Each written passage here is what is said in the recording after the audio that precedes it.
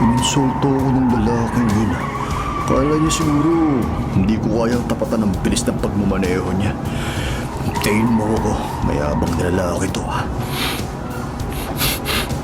At sisiguraduhin kong matatapos na yung kayabangan mo. Ibababa ako ang bintana nitong van. Pagtapat ko sa kotse ng mayabang na lalaking yun, matitikman niya ang paghihiganti ko.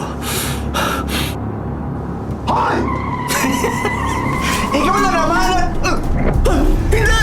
May balik ka!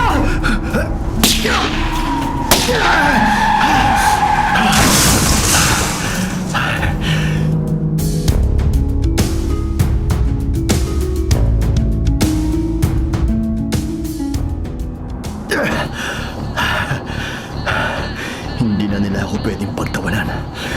Hindi nila ako pwedeng sisihin sa mga nangyari. Wala akong kasalanan. Hindi ko ginusto ang lahat. Hindi!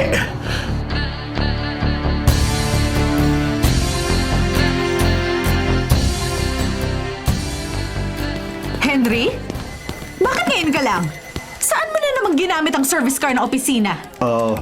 Ma'am Shara, matraffic po eh. Na-deliver ko na po yung mga produkto sa kliyente nyo. Mabuti naman. Kanina ka pa hinihintay ni boss. Ang bagal mo kasing kumilos. Palibhasa, matanda ka na. Dapat sa'yo, sa desk na lang. Sa releasing, doon. Maghapon ka lang uupo at magche-check ng inilalabas na produkto. Kakainis! Huwag mo saggarin ang pasensya ko, Ma'am Shara. Ano bang itinitingin-tingin mo pa dyan? At ano ang laman ng bag na yan? Bakit lagi magdala yan? Wala po. Hindi niya dapat makitang narito ang baril ko. Nakalulusot lang ako sa guard ng kumpanya dahil kilala na niya ako. Pero pag napuno ako sa matatalim na salita mo, Ma'am Shara, mapipilitan akong gamitin rin sa ito.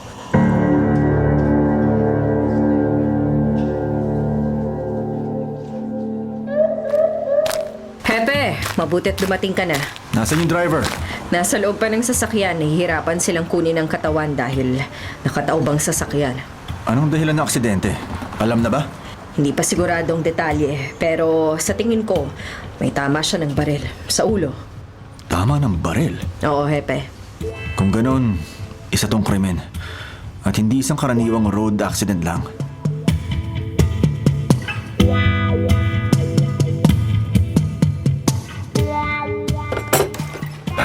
Hindi ko maaaring makalimutan. Nasa ganito rin akong posisyon nang mangyari ang lahat.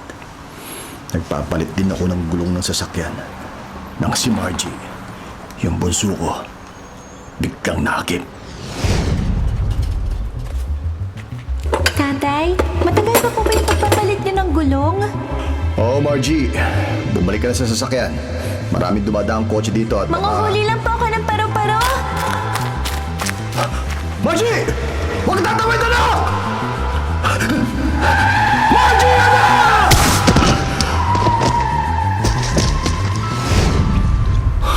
Wala akong kasalanan.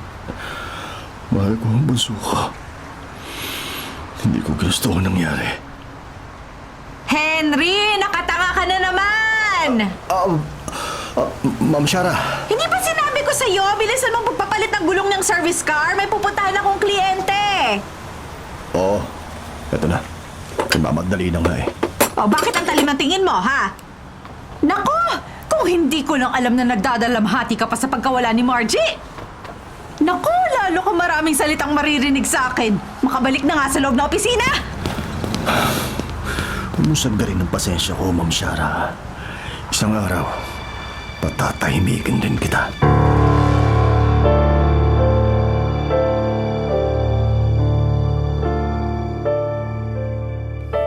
Narito na naman ako sa bahay namin. Sasalubungin na naman ako ni Myra.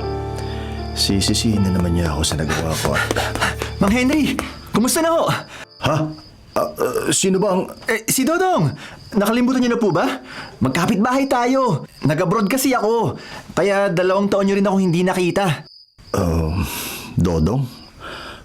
Kapitbahay? Oo! Kanina pa ako kumakatok sa inyo. Maghapong walang tao. Nasaan si Aling Myra at si Risa? Nabalitaan ko yung nangyari kay Margie. Gusto ko sanang kumustahin ang lagay ng inyong mag-ina at... Nagpapahinga sila. ha? Nagpapahinga? Ibig sabihin may tao sa loob? Sige na, makakaalis ka na. Pero Mang Henry, baka hindi ba lang sila lumabas nang kumatok ako? 3 beses po ako kumatok at... Ang sabi ko, makakaalis ka na. Sige po. Gusto ko lang namang makiramay sa nangyari kay Margie. Makakarating yan. Sasabihin ko kay Myra at kay Risa. Ngayon po ba, hindi ko sila pwedeng makausap? Dodong! Sige po. Babalik na lang ako sa ibang araw. Sige na. Pasensya na po. Nakapagtataka. May tao pala sa loob. Pero, bakit parang tahimik na tahimik maghapon? Isa pa, ni walang bintanang bukas. At kahit gabi na, wala ring nakabukas na ilaw. Nakakapagtaka talaga.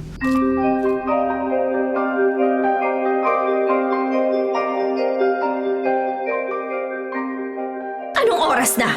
Wala ka talagang silbi. Pinabayaan mo si Margie. At ngayon, pinababayaan mo rin kami. Kanina pa kami nagugutom ni Risa. Myra, galing ako sa trabaho. Sana maunawaan mo rin na pagod rin ako. Ano pa bang pangunawa ang gusto mo? Nang may mangyari kay Margie, may narinig ka ba sa akin? Kahit kasalanan mong lahat, wala na rin ako magagawa pa! Hindi ba, para sinisisi mo na rin ako? Ano pa bang kahulugan na lagi mong pagsasalita sa akin ng ganyan? Sumasagot ka na ngayon? Magluto ka na! Kanina pa kami naghihintay ni Risa. Alam mong pagkatapos kong maglabat mamalansya, hindi na ako pwedeng magluto dahil mababasa ang mga kamay ko. Bilisan mo! Oo, Myra. Eto na. Magluluto na ako. Sige na, huwag ka na magalit. Huwag ka na magalit. Magluluto na ako.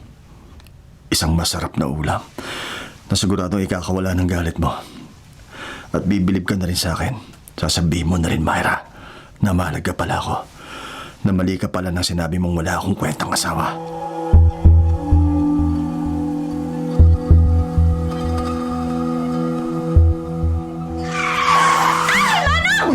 Unti mo naman sagi ang kotse ko, ha? Papasensya na. Puiset! Buwisit pala. Ito ang tamang oras para mabawasan ang taong buwisit sa mundo. Hintayin mo akong babae ka at makikilala mo kung sino ako talaga. Aba, hinahabol yata ako nung sasakyang nilampasan ko, ha? Yung driver na matandang lalaki. Pipiliin mo yung pagsasabihan ko ng buwisit, ha? Oh my God! May baril siyang nakatutok sa akin! Kakapigin ko manibela ko! Talagang papatayin niya ako! Kailangan bilisan ko pa para maiwasan ko! Sira ulo!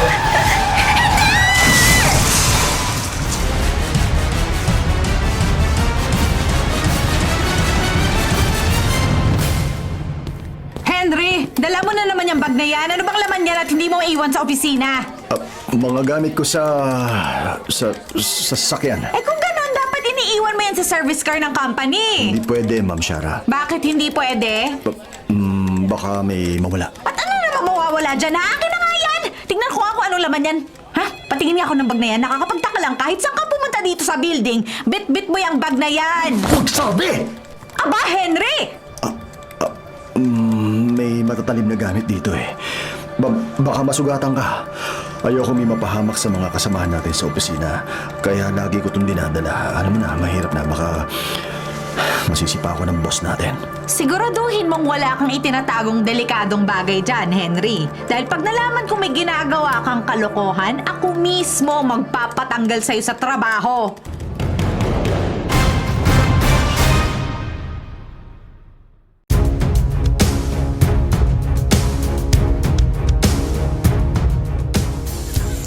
Magpasalamat ka, Ma'am Shara.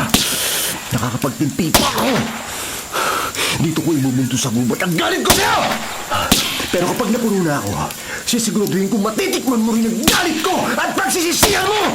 Pagsisisihan mo! Henry, bakit bigla kang pumasok dito? Inaayusan ko pa si Risa. Lumabas ka muna. Henry! Bakit may dala kang baril? Anong gagawin mo? Hindi ko kasalanang namatay si Margie. Hindi ko gusto mangyari sa kanyang ganun. Bitiwan mong baril na yan, Henry. Natatakot na kami ni Risa. Bakit niyo ko sinisisi? Ha? Bakit niyo ko pinagkakaisang sisihin sa nangyari? Bakit? Henry, makinig ka sa akin. Pareho kayong dalawa.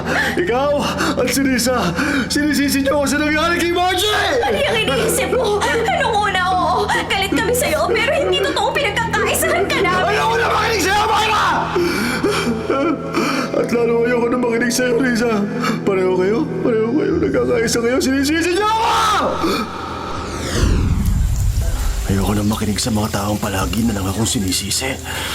Henry, mahina ka! Henry, taka ka! Henry, kasalanan mo! Henry, puro na lang! Henry! Hindi ako taka! Hindi ako mahina. At parang hindi ko kasalanang nawala yung bunso ko. Hindi ko yung kasalanan. Hindi ko yung kasalanan!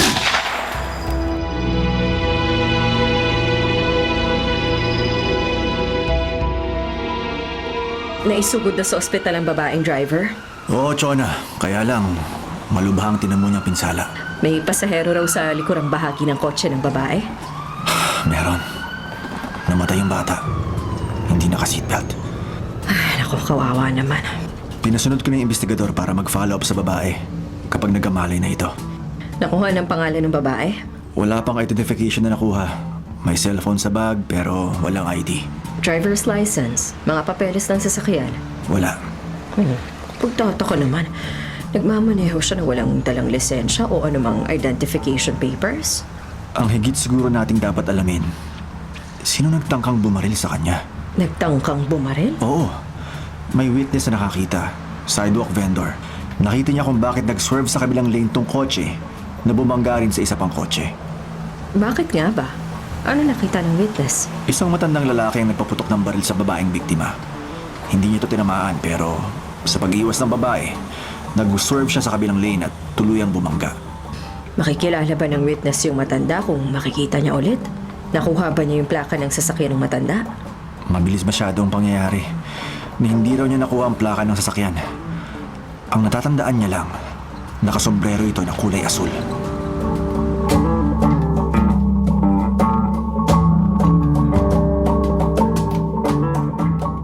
Nako, hali kayo doon sa pantry. Nakabukas yung TV ni boss. Meron na naman palang na-aksidente sa highway. At may nakakita sa gunman. Gunman? Aksidente sa highway? Kailangan mapanood kung sinasabi ni Ma'am Shara. Ayon sa witness, ang lalaking nagtangkang bumaril sa biktima ay matanda, nakasombrero na kulay asul, moreno, at nagmamaneho ng isang puting L300 van. Hindi nakuha ng witness ang plaka ng sasakyan dahil nabigla rin siya sa bilis na pangyayari. Patuloy ang follow-up investigation ng otoridad. Magpapatuloy ang ating balita. Isang unang patalastas. Puti na L300 van? Hindi ba ganun yung service car ng kumpanya? Ma'am Shara, lahat ng service car ng kumpanya puti at L300 van. 4 na service car yun. May sombrero kang asul? Wala, ma'am. Sabi ko nga hindi ikaw ang klase ng tao magkakalakas ng loob ng gawin ng krimen na ginawa ng gunman na yon. Akalain mo, medyo natakot ako sa balitang yun ha. Pero ikaw, Henry, paghihinalaan ko, naku, hindi mangyayari yon. Hindi isang tulad mo ang kayang gumawa nun. O, tayo na mga kasama. Balik na tayo sa trabaho. Balik ka na, sige na. Uy, dito na, uy. Marami tayong gagawin. Huwag mo akong pagtatawanan, Ma'am Shara. Patutunayan ko sa'yo. Masusundan pa ang nakita niyong balita. Masusundan pa yan.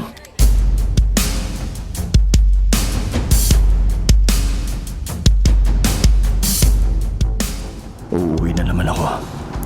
Maririnig ko na naman si Myra. Pati ang panganay kong si Risa. Bakit ayaw nila akong patahimikin? Tatay! Mga huli ko ng paru-paro! Huwag ka tumawid, Margie! Kasalanan mo! Pinabayaan mo si Margie! Tatay! Tatay! Margie! Mahal kita, anak!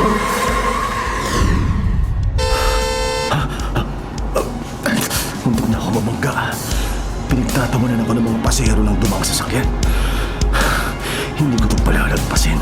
Walang nagtatawa kay Henry na hindi napaparusahan. Hindi ko pala nagpasin ang pagtatawa niyo sa akin. Ibababa ko ang bintana nitong van. At tulad ng dati, iuumang ko ang baril na to. Pagtapat ko sa kanila, malalaman nila kung sino ako. Pumula na ang traffic light. Lalong mabuti. Tatapatan ko sila sa paghinto ko. Hoy!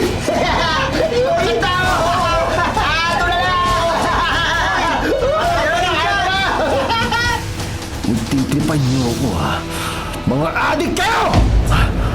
Uy! Ako! Uy! May baril siya! Uy! Tingnan mo!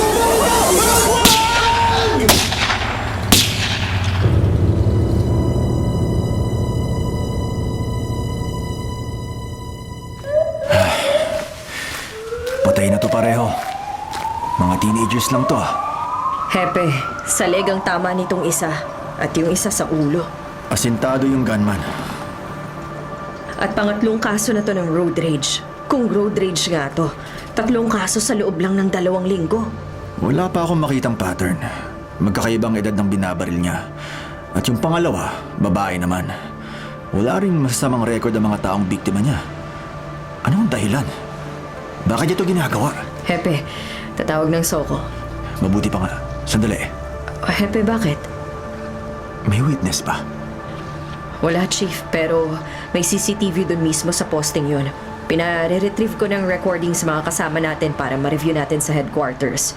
Sana lang, gumagana pa ang kamerang yan.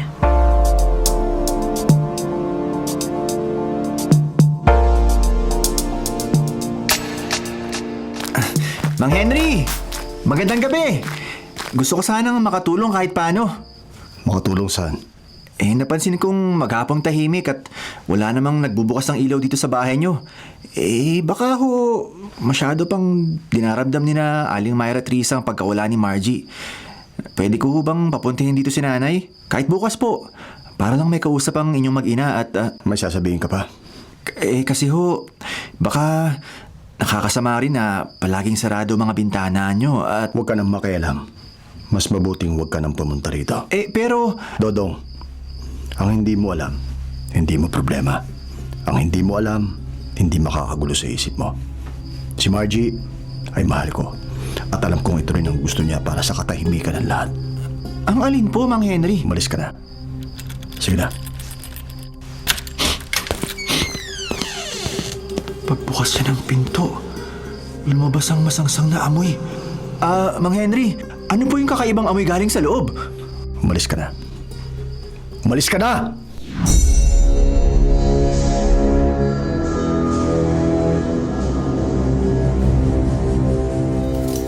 Malapit na itong maluto, Myra. Hinihiwa ko na lang yung mga gulay, tapos ihahalo ko na yung isda. Di ba, paborito mo yung pampano? Sasabawan ko to, at paasiman ko ng sampalok. Alam kong magugustuhan mo to.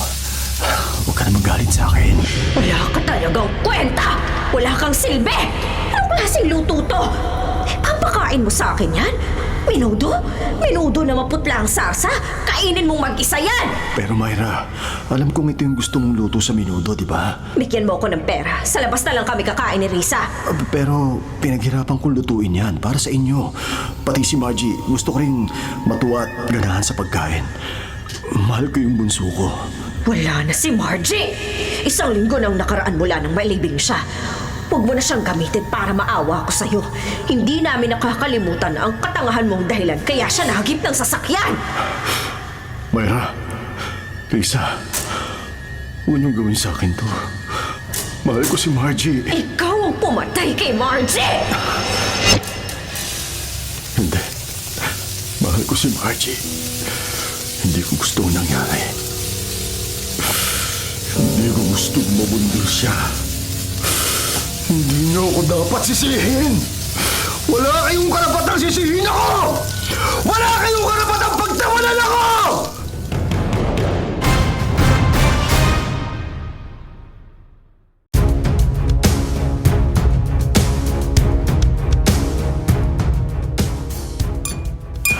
Lumamig na pala tong kape na tinimpla ko. Kanina ko pa hinahalo kasi iniisip ko talaga kung anong dapat kong gawin eh. Hindi ko makalimutan ang pag-uusap namin kanina ni Mang Henry. Bakit parang wala siya sa kanyang sarili? Tandang-tanda ko pang sinabi niya. Ang hindi mo alam, hindi mo problema. Ang hindi mo alam, hindi makakagulo sa isip mo. Anong ibig sabihin nun? Gusto ko lang namang tumulong sa kanya. Ay nako, silipin ko nga ulit dito sa bintana namin ng bahay nila. Oh, katulad ngayon. Habang nakatingin ako sa bahay nila, saradong-sarado pa rin ang lahat ng bintana. Bakit ganun? Wala naman silang aircon. Kung talagang namamalagi lang si Aling Myra at si Risa sa loob, bakit hindi ko man lang sila nakikitang lumabas ng pinto, magdilig ng halaman o kahit pa nga sumilip man lang sa bintana nila? Ay, sabi ni Lolo, wag na ako makialam sa kapitbahay, pero paano hindi ako makikialam? Nakapagtataka mga kilos ni Mang Henry. Ay, balikan ko na nga lang ang kape ko.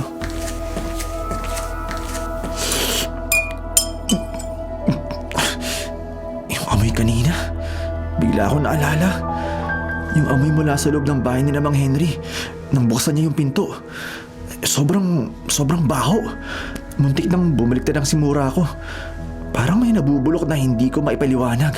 Ay, hindi ko pwedeng sarilinin to.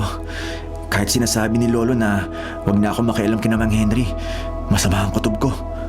Baka dapat ko na itong sabihin sa otoridad.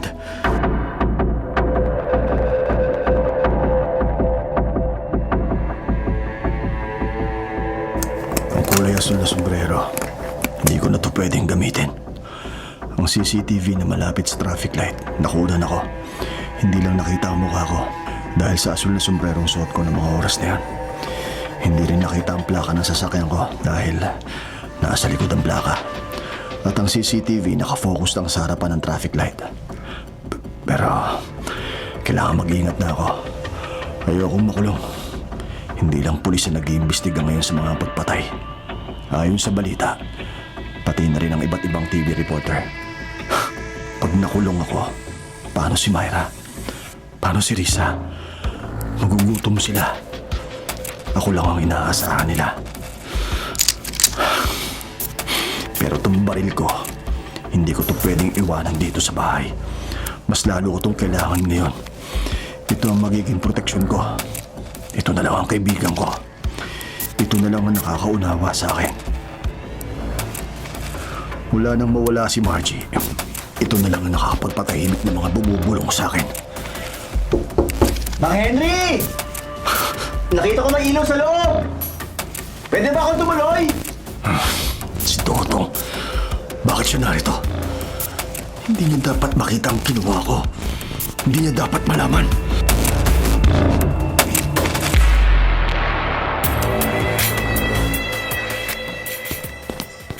Nagmadali ako nang matanggap ko ang message sa cellphone. Nasaan? Heto sir, composite photograph ng suspect. Pinilit i-zoom in ng lab technician ang kuha mula sa CCTV. Ito na ang pinaka-clear na printout ng larawan. Nakikita na rito ang kalahating bahagi ng mukha niya.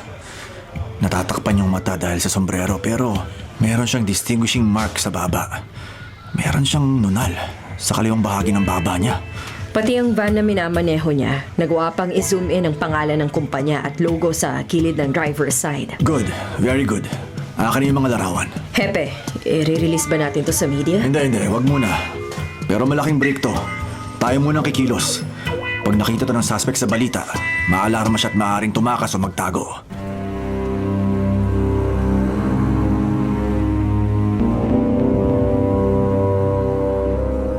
Mang Henry! Si Dodong to! Gusto ka lang po alamin kung may kailangan kayo. Kumakatok pa rin si Dodong. Pero hindi ko siya pwedeng papasukin. Magagalit si Myra. Ayaw niya ng maingay. At si Risa, magigising. Paano ko paalisin si Dodong? Kung babariling ko naman siya. Hindi ito ang tamang oras.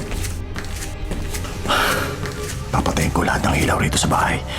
Sa ganung paraan, maiisip niyang matutulog na rin ako. At ayoko na makipag-usap pa sa kanya. Tama. Yun ang tanging paraan para hindi niya makita ang mga ginawa ko. Walang dapat makaalam. Magagalit si Myra. At ayoko magsalita na naman siya na masasakit sa akin. Hanggang kailan ako magtitiis sa'yo? Alam mo, hindi ako sanay sa ganitong buhay. Tinutuloy Tulungan na nga kita sa paghahanap buhay. Kahit galing ako sa mayamang angkan, tumatanggap ako ng labada. Dahil hindi ko kayang aminin sa magulang ko na nagkamali nga ako ng pagsama sa'yo. Pagkatapos, ganito lang ang ibibigay mo sa aking sweldo? Hindi mo pa talaga kayang gumawa ng paraan? Wala ka ba talagang silbi? Wala kang ambisyon? Tatanda ba tayo na ganito na lang palagi ang buhay natin? Myra, ginagawa ko naman ang lahat para... Ginagawa mo pa ang lahat sa lagay na yan? Buwisit ka talaga! Bakit ba ikaw pang pinili ko mapangasawa? Huwag mo naman sabihin yan, Myra. Hindi ba mahal mo naman ako? Noon yon, nung bata pa ako at tatanga-tanga! Myra, Pero ngayon, Henry, talagang nagsisisi na ako at ikaw ang pinili ko. Nagkamali ako at ikaw pang minahal ko! nagsisisi ka. Hindi mo dapat sinabi sa akin yun, Myra. Papatayin ko na lahat ng ilaw. Nagsisisi. Sa dilim ng buong kabayan, nakikita ko pa rin si Myra. At si Risa. Patuloy nila akong iniinsulto. Sinisisi. At ang boses ni Myra, naririnig ko. Nagsisisi siya sa pagpapakasal sa akin. Nagsisisi siya. At ako yung pinili niya!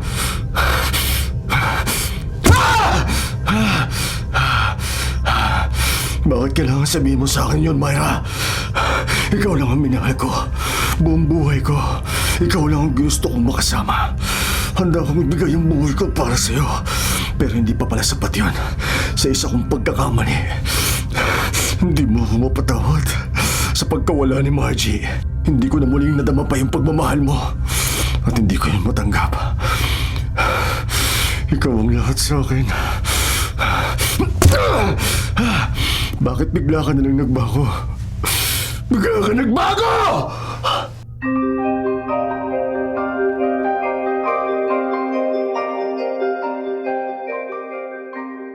Sa tingin ko, Hepe, kailangan mong kausapin ang isang complainant na nasa baba nitong presinto. Anong meron, Sargento? May kakaiba siyang sumbong tungkol sa kapitbahay na namatay ng anak. Pero kakaiba ang mga kilos. Wala siyang specific na reklamo, kundi kutob. Kutob na baka may masamang nangyari sa iba pang miyembro ng pamilya nito. Hindi ba pwedeng ibigay na lang sa barangay ang complaint o sumbong niya? Subukan mong kausapin, Hepe. Ramdam ko ang takot at kaba sa pagsasalita niya. Baka meron talagang dapat imbestigahan sa kapitbahay niya. Sige, ako na mismo kakausap sa kanya.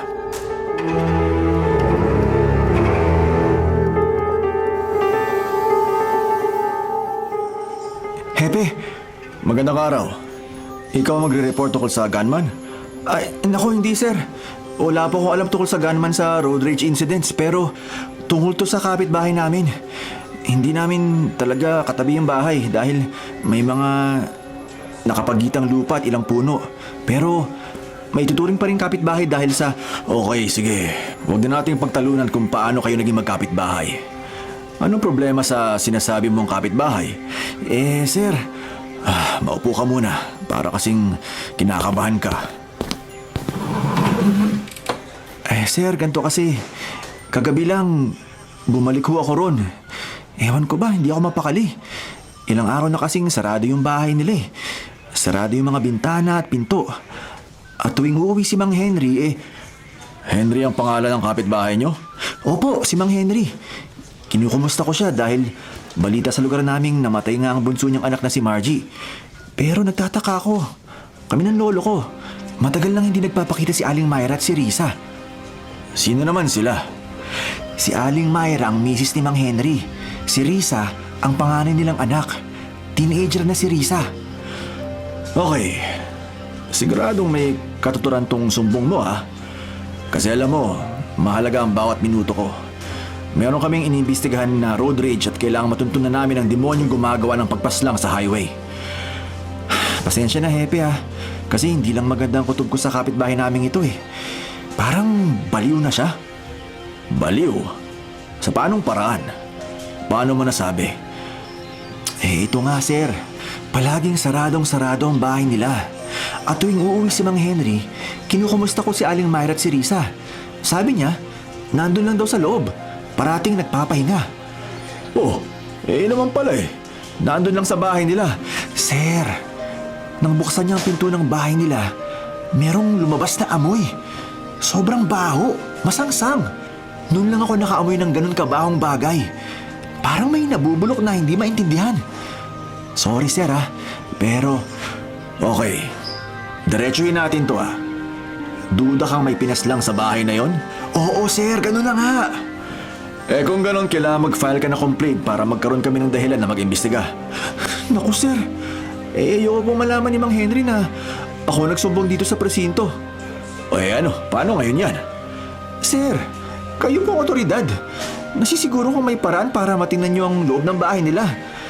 Talaga lang pong hindi normal ang mga kilos ni Mang Henry. Nag-aalala ako sa kaligtasan ng pamilya niya. Sige, pwede namin siyang puntahan at kumustahin. Ibigay mo sa akin ang address niya. Opo sir, ibibigay ko yung address. Pero sir, huwag niyong sasabihin sir na ako nagpunta rito Nakakatakot ho kasi mga kilos si Mang Henry.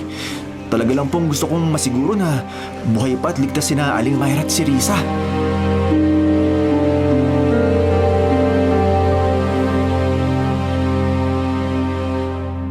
Toto! Bakit wala pa si Henry? Nagbilin akong agahan ninyo ang pagpasok ngayong araw, di ba? Ay nako! Ang matandang yon! Inuubos talagang pasensya ko. Toto! Tawagan mo nga sa bahay nila. Sabihin mo, nagagalit na ako. Madedelay ang deliveries! Bilisan nyo!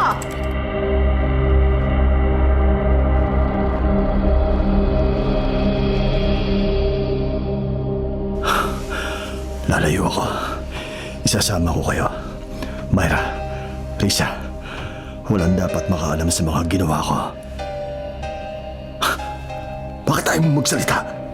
Bakit kung kailan kailangan ko marinig ang boses mo, saka mo naman ayaw magsalita? Ikaw, Risa, sabi mo, saan tayo pwede magtago? Saan ko kayo pwedeng isama ng nanay mo?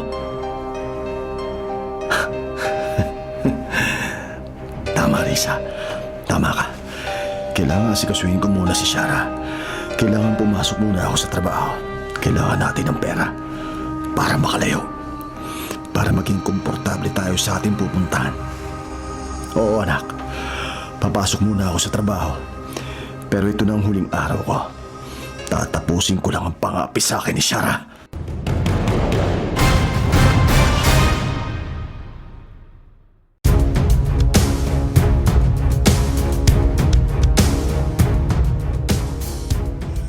Titingnan namin kung anong pwede naming magawa, Dodong. Sana sir, ngayon mismong araw na to kayo makapunta sa kanila. Hepe! May development! Ha? Development na ano, Sargento? Na-enhance na ang logo dun sa van na sasakyan ng gunman. At may nakita kaming pangalan ng kumpanya, pati numero ng telepono. Good! Tinawagan mo na ang kumpanya? Oo, Hepe. Pero not in service ang telepono Landline phone number ang nasa tabi ng company logo. Wala nang ibang numero. Ay nako, buwisit. Dead end na naman. Sir, Hepe, makasingit na nga po. Ano po ang pangalan ng kumpanya na? Break-even delivery and... Hepe, dyan po nagtatrabaho si Mang Henry bilang messenger and delivery man. Sinong Henry? Ang taong gusto niyang paimbestigahan. Alam niyo kung saan ang opisina nila?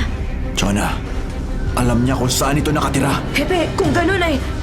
Teka sandali. Yung facial features, Chona, may nunal sa baba yung gunman, hindi ba? Oo, tama, Hepe.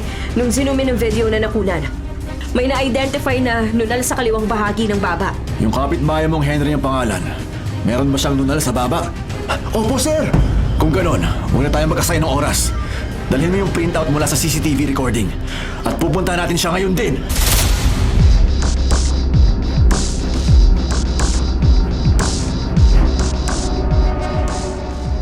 Hinahanap mo raw ako. Narito na ako. Ano ba naman, Henry? Hindi ba sinabi kong agahan mo ang pasok ngayon? May nasikaso pa ako. Sige na, dadali ko na itong delivery. Mabuti pa nga! O baka naman gusto mong tulungan pa kitang buhatin yung mga kahon na yan? Kaya ko na itong dalawa. May pushcart naman Hintayin kita sa parking area. Tayong dalawa lang ang sasakay sa van, di ba? Ay, syempre! Alam nga namang magsama pa ako ng dagdag na pakakainin. Kung marunong lang ako mag-drive, kanina pa ako nakaalis para i-deliver yung items Sige na. Okay, ito na. Kumikilos na ako. Sumunod ka na lang sa parking.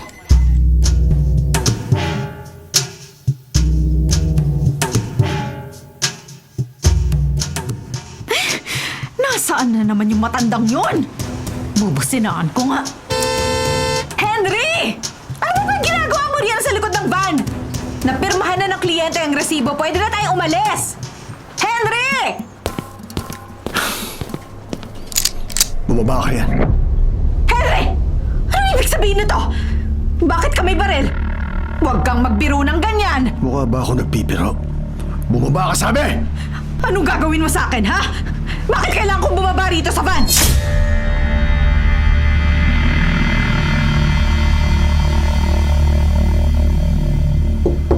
Tao po! Walang sumasagot. Naituro ko na po yung bahay nila. Siguro po pwede na ako umalis. Sino pong hinahanap ninyo? Nene, dito ka ba nakatira? Ay, hindi po. Anak siya nung nakatira malapit sa barangay hall. Anong ginagawa mo rito? Pinabili ako ni Lola ng kangkong dyan sa talipapa. Wala pong tao riyan. Nakita kong umalis si Mang Henry. Saan kaya siya pupunta? Naka-uniform ba siya? Opo. Sige po baka mapagalitan na ako ni Lola. Sandali, Hepe. Walang kurtina ang mga bintana. Pwede nating silipin ang loob. Baka sakaling may makita tayong makatutulong sa atin. Sargento, patakba ng dugo yung natatanaw ko. Sa tapat ng pinto. Siguro kwarto yun. Hepe, ano sa tingin mo? Tumawag ka ng backup. Pwepwersahin na natin ang pinto. May naaamoy na rin ako. Oo nga, mula rito sa maliit na siwang sa bintana, may lumalabas na masangsang na amoy. Sir, Sarge, paano ako makakatulong? Alam mo, Dodong, meron ka magagawa para sa amin. Marunong ka bang gumamit ng Google search? Ay, opo, sir. Iscan mo ang logo na ito na nandito sa printout ng sasakyan ng suspect. Tingnan mo kung ma-identify ito. At kung merong may bibigay na address ng opisinang may-ari nitong logo. Ay, sige po, sir, opo. Iyon ko yung data ng cellphone ko. Hahanap ako ng spot na malakas ang signal. Tatawag na ako ng backup, sir. Teka, Chona. Sabihin mo sa mga tao natin, i-release na ang larawan ng suspect natin. Kahit kalahati na ng mukha niyang visible, i-release na sa media. Yes, sir. At this point, kailangan mahadlangan natin ang isa na lamang posibleng road rage. Sa tingin mo, Hepe? Oo, Chona. Kaya siya umalis. Posibleng may papatay na naman siya. At kung i-flash natin sa lahat ng social media platforms at news programs ang picture niya, maaaring merong makakilala sa kanya. Iwasan siya o ituro sa atin mismo kung nasaan siya.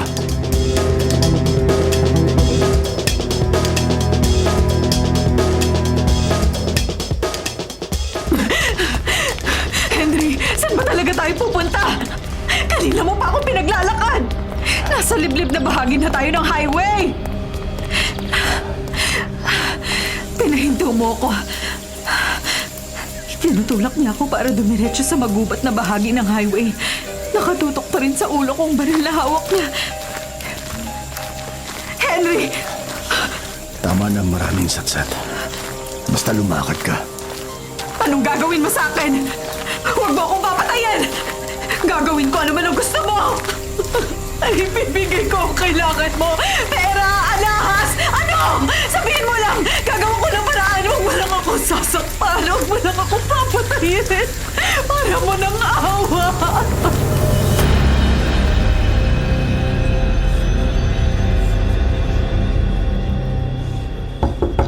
Mga pulis to! Tao po! Hepe, ilang araw ko nang ginagawa yan.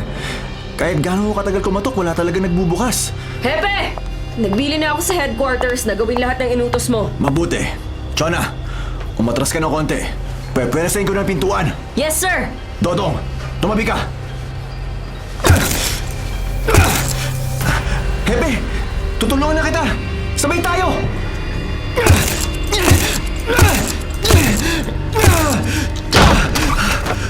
Ang amoy! Napakasangsang! May patay nga sa loob ng bahay! Hepe! Dodong, kami lang ang papasok! Dito ka sa labas! Kami lang ni Sargento Chon ang pwede pumasok!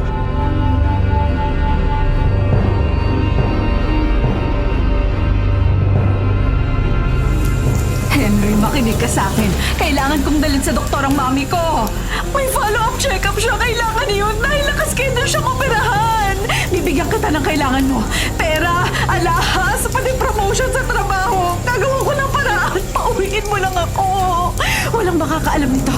Kailangan ko makauwi. Si Mami. Si Mami, mag-aalala siya. Pauwiin mo lang ako. Walang makakaalam nito. ko makauwi. Ang mami ko mag-aalala siya. Tsaka hinihintay na niya ako. Naisip ako. Huwag kang maingay! Hindi ko pa yung sasabihin ni Myra. Myra! Nasaan nga ba siya? Mula nang mailibig si Margie, hindi na sila nakita ni Risa. Lagi ko silang kausap. Lagi nila akong sinisisi. Sinisisi? Hindi mo alam ang pakiramdam ng sinisisi! Hindi kita sinisisi! Ikailan mo! Lagi ka na lang sa akin! Katulad ka rin, Myra. Mababatingin mo sa akin. Mababatingin mo sa akin. Sinasabi mo mabagal ako. Wala akong kwentang tao. Inamin ko, sinabi ko nga yun sa'yo, Vincent. Tama na, sabi!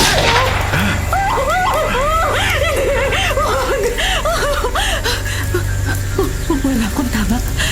Tinakot lamang niya ako pero nakatingin pa rin siya sa akin. Nalilisik ang mga mata niya. Wala na talaga siya sa sarili. Henry, makinig ka. Kung ano man ang dahilan at nagkakaganyan ka, pwede mong sabihin sa akin. Makikinig ako. Kung walang akong papatayin, para mo lang awa. Kailangan pa ako ng mami ko. Nag-iisa na lamang siya na magulang ko at itinapat niya ang baril sa ulo ko. Henry, wag! Maawa ka! Oo, Myra, gagawin ko. Hindi! Sino ang kausap mo? Tayo dalawa lang narito. Wala si Myra! Makinig ka sa akin! Makinig ka sa akin!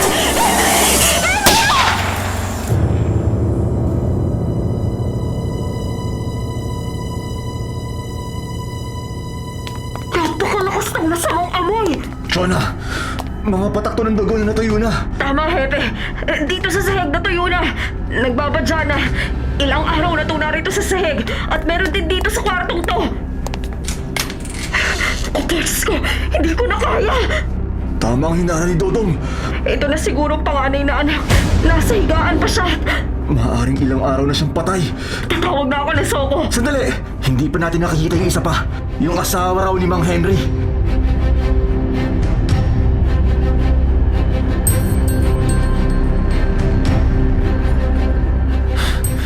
Na-identify sa search dito sa internet ang logo ng sasakyan ni Mang Henry. Eto, may limitaw na address. Ipapakita ko agad kina Hepe. Hepe! Hepe! May address na ako ng company. Huwag kang papasok, Dodong! Narito nga sila! Wala nang buhay! Hindi. Patay na nga si Aling Myra at Risa.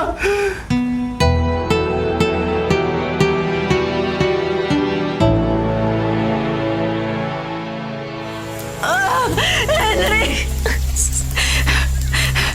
Sa balikat ang tama ko. Maraming dugo. Ayoko pang mamatay. Dalhin mo ko sa ospital. Hindi. Gusto mo na mahirapan ka. Wala dito si Myra. Henry, makiusap. Huwag ka tumalikod. Huwag mo ko iwan dito. Lalampain ako ng mga hayop dito sa gubat.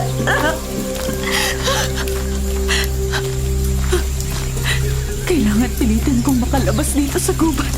Ayoko pang mamatay. Makabalikan ako ni Henry at tapusin ang buhay ko.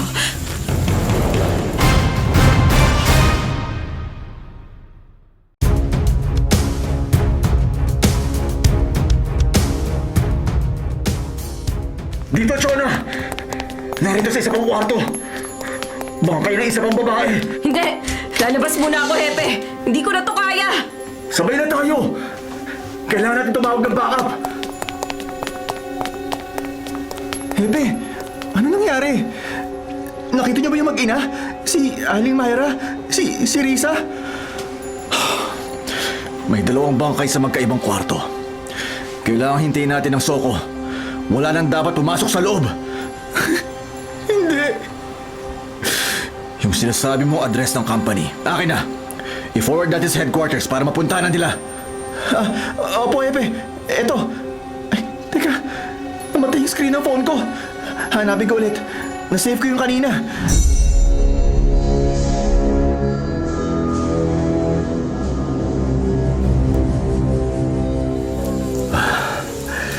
Kahit magmakaawa ka, Shara, hindi ko tatapusin ang buhay mo.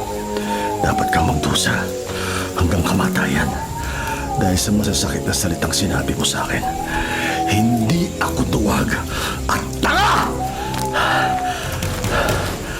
Ang mga aso dito sa gubat, sila ang tatapos sa buhay mo. Sila lalo magpapahirap sa'yo. At parang nakikita ko na magdarasal kang mamatay na kagad. Pero pahihirapan ka ng mga asong gubat.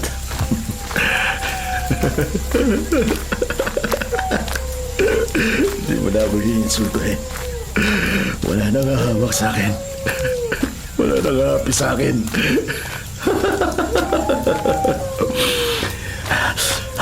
Si Myra at si Risa. Naghihintay na sila sa akin. Kailangan balikan ko na sila sa bahay.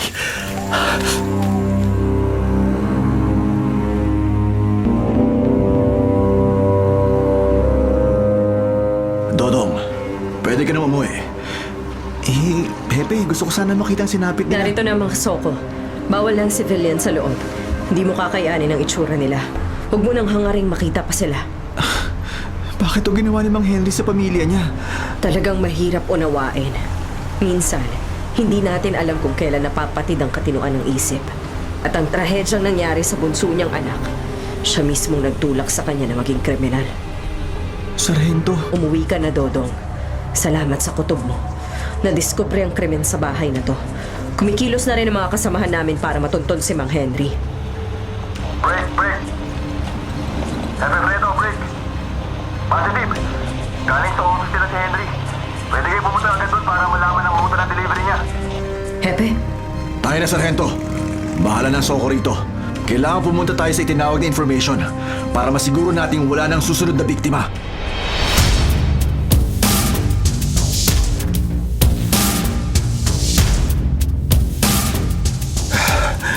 Hindi ba sabi ko sa inyo? Hindi ba sabi ko, hintayin niyo lang ako sa bahay? paano kami maghihintay? Tagal mong bumalik! Kaya kami nanirisa ang sumunod dito. Kanina pa kami naghihintay dito sa sasakyan. Inasikaso kong inutos ni Rize. Si Shara, yung mapangapi kong supervisor. Pinarusahan ko na siya. Myra, gusto ko munang dumaan doon sa puntod ni Margie. Para ano pa? Para dagdagan mo pa ang hirap ni Margie? Nasa kabilang buhay na siya. Pero tuwing ipapaalala mo sa aming wala na siya at nabundol dahil sa kapabayaan mo, lalo kong naiisip na wala ka talagang kwentang ama. Myra, wag mo sabihin yan. At wala ka ring kwentang asawa! Hindi, mahal ko si Margie. Hindi niyo dapat sabihin wala akong kwenta. Mahal ko si Margie. Aksidente ang pagkakagip sa kanya sa sasakyan at Pinabayaan mo siya! Wala kang kwentang ama! Hindi! Tama na! Hindi yan totoo! Ikaw dapat ang namatay! Huwag mo sabihin dyan, Myra!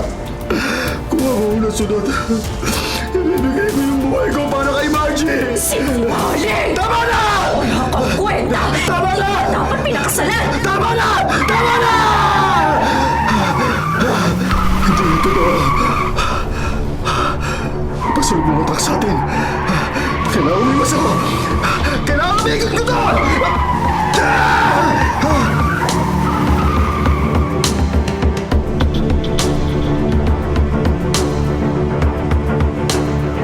Hepe, ayon sa nakausap natin sa opisina, 4 na oras nang nakalipas buhat nang umalis si Mang Henry at ang supervisor nitong si Shara para mag-deliver ng products. Malapit lang daw ang delivery at dapat makalipas ang 1 oras nakabalik na ang dalawa. Nakuha mo ba yung address ng delivery? Oo, Hepe. Pero nang tawagan ko yung contact person, kanina pa raw sila umalis doon. Gusto kong malaman kung saan direksyon nila nakitang pumunta sa sakyan matapos umalis doon. Kailangan masiguro nating tamang direksyon sinusundan natin.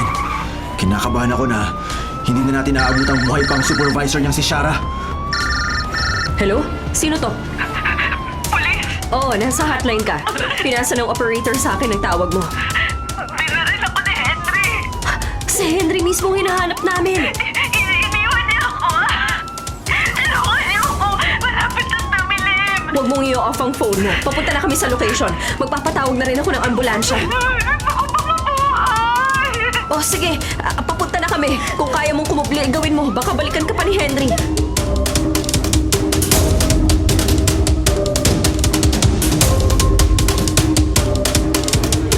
Nahanap na ng team si Shara. Shara.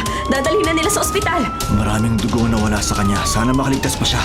Hepe, may aksidente raw sa highway. Isang L300 ang tumaob. The same model and make na hinahanap natin. Maaaring yun ang minamaneho ni Henry. Mag-U-turn tayo! May nag-aasikaso na ba sa aksidente? Oo, Hepe. Sana buhay pa yung demonyo. Tama ka, Hepe. Umalis siya ng bahay para pumaslang ulit. Pero nakapagtataka, binuhay niyang supervisor niyang si Shara. Chona, sa tingin ko, sinadya niyang iwang buhay pa ang isang yon. Sinadya? Pero bakit? Mas gusto niyang tumagal pa ang paghihirap ng huli niyang biktima. Hindi man natin alam ang dahilan sa mga naunang pagpatay. Isang bagay ang sigurado. Wala na sa katinoan si Mang Henry. Paano kung hindi si Mang Henry ang naaksidente? Hahanapin pa rin natin siya. Hindi matatapos ang araw na ito na hindi natin siya mahahanap. Kailangan madakip siya at mapanagot sa mga krimeng ginawa niya.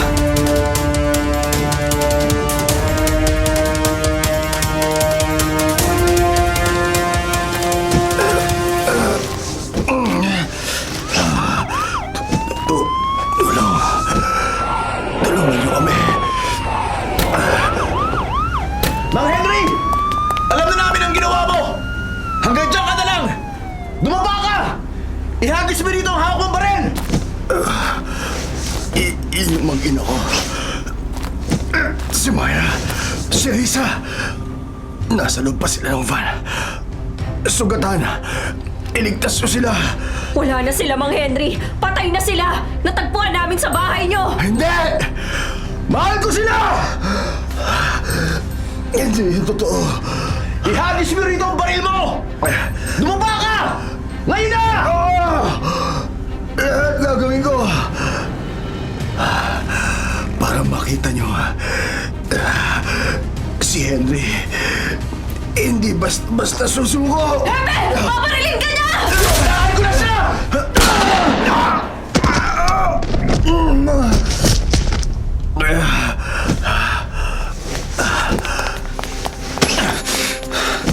Ako nang bahala sa kanya.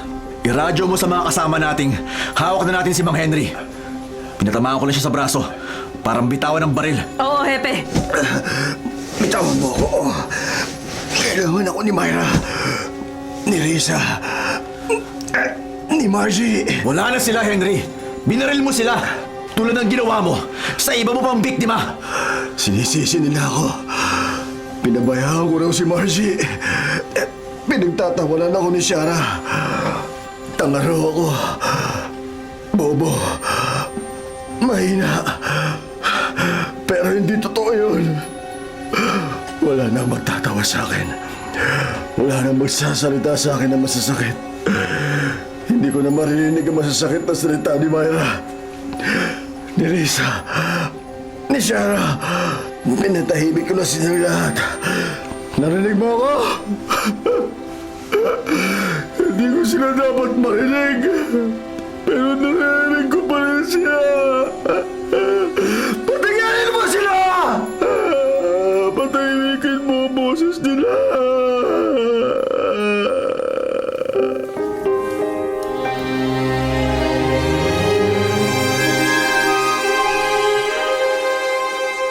Pansamantalang mananatili sa mental hospital si Mang Henry.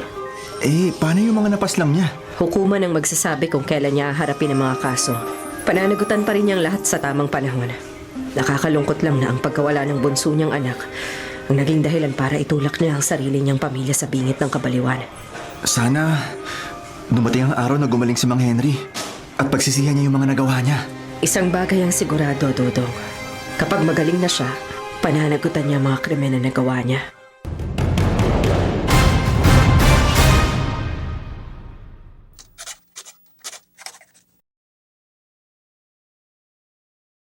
Mga kapatid, kung ayaw nyo pong mabulok, patuloy pong tumutok sa 105.9 True FM para sa totoong balita, impormasyon, music, at entertainment. Mag-subscribe po sa aming YouTube channel, pati na rin sa podcast namin at sundan kami sa Facebook, sa Instagram, X, at TikTok sa @TrueNetworkPH. Bisitahin ang aming website, bagong-bago, sariwang-sariwa, truefm.ph. Kami ang 105.9 True FM, laging true sa'yo. kapatid. Tayo sa totoo, tunay at tapat.